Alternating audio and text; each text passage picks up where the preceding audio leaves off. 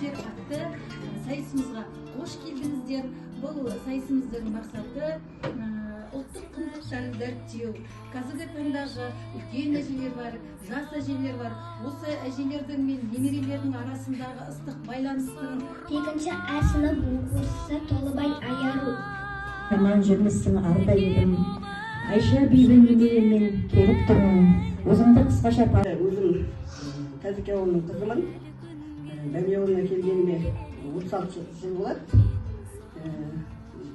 Әже менен қадам бастым, ауылдас үлкен кіші замандастым, балыңызда иша. Өзімді осылай тоқыш бәкем жіберем.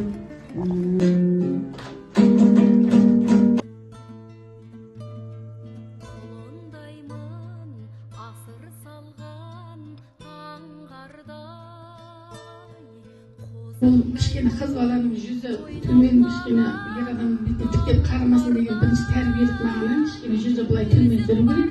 Сосын және қазақы әдеп.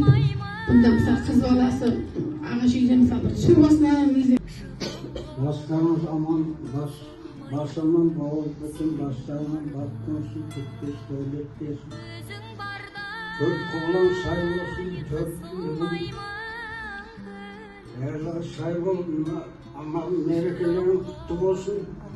Жаңа жылда барлығыңыздың отбасыңызға қуаныш алып келсін.